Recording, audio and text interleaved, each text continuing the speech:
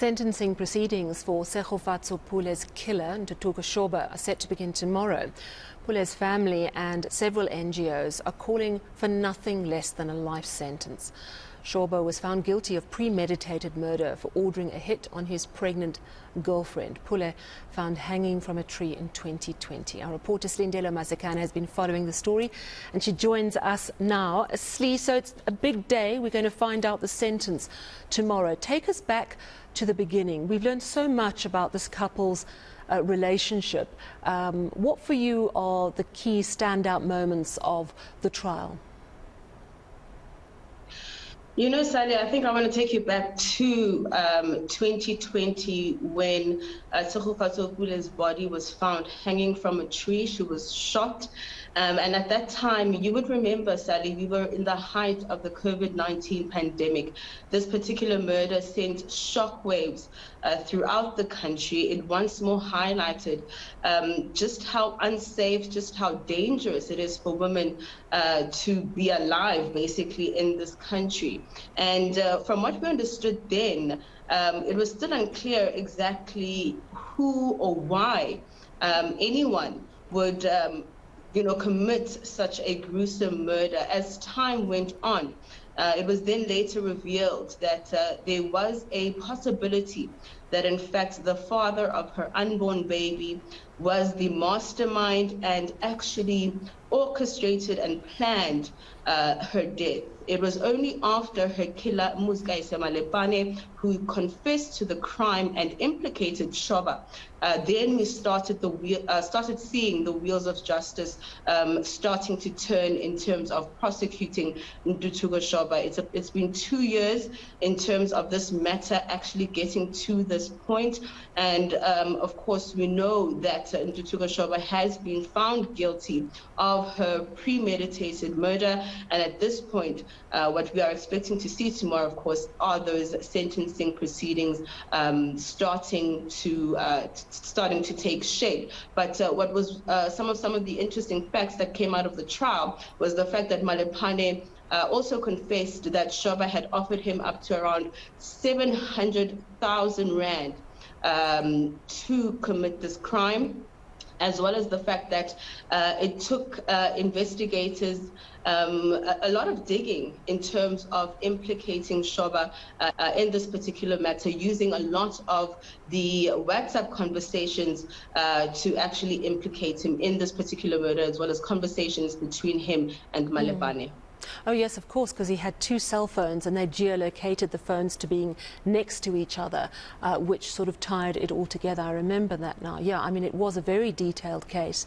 Our thoughts, of course, are with Tshegofatso Pule's family, because they are the ones who will never get her back. And their only hope is that a strong sentence gives them some sense of justice. How are they doing?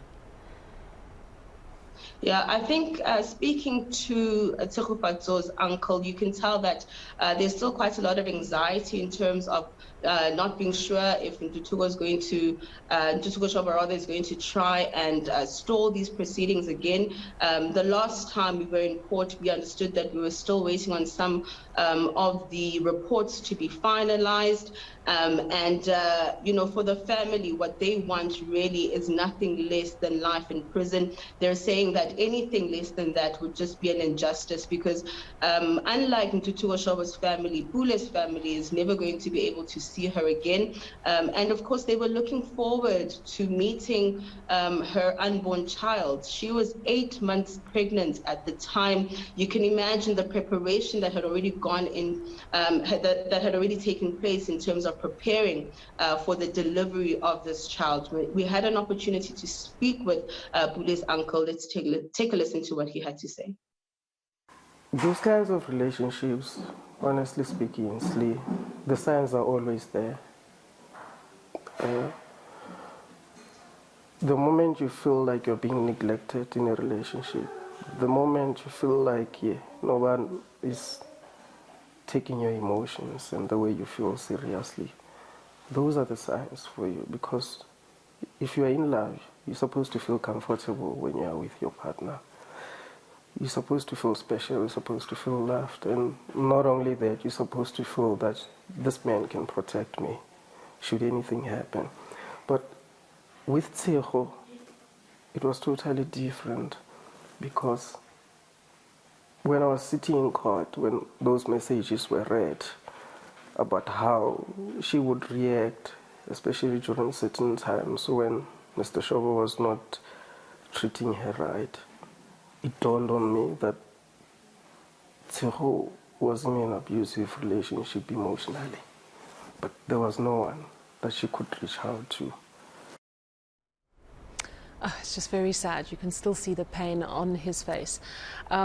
We know, of course, that Tshego was in a relationship with a married man, and it seems, by all accounts, that the motive was that he didn't want to upset his wife, who is very wealthy, Ntuthuko Shoba. That's certainly what I gleaned from the trial.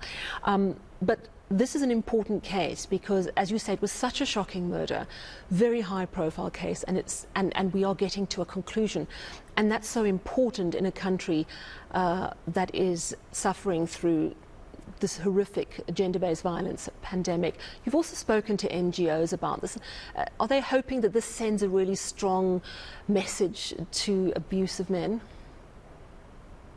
Certainly so, and they're hoping that it's going to serve as a deterrent, Sally. In fact, most of the NGOs I spoke to are calling for a double life sentence, saying that Ntuthuko Shoba didn't just kill Pule, but he killed her unborn baby, and that, in fact, government needs to be doing more in order to tackle this scourge of gender-based violence. We saw how quick the response was in terms of the COVID-19 pandemic, how resources were mobilized. They're saying that they want to see government doing equally to tackle this particular pandemic of gender-based violence. Let's take a listen. We hope the judge will give nothing less than 2 life sentences, because 2 lives were lost. Gender-based violence and femicide is becoming a daily lifestyle. This is very sad because it's something that happens daily. We hear about it every single day. And what should the government do? We, as I've always said, when we were faced with the COVID pandemic, our government was able to bring out resources to make sure that people are, 1, educated about what COVID pandemic was. 2, they were able to go to the grassroots where people stay in the rural areas to educate them about the pandemic of COVID virus. That is why people everywhere were wearing masks, because we were educated. So our expectation is that the government must now put resources in place, finances in place for NGOs just like ours, who are working tirelessly on the ground daily, making sure that gender-based violence and femicide cases are being attended to. All right, so sentencing starts, what, tomorrow, 9 o'clock? Which court?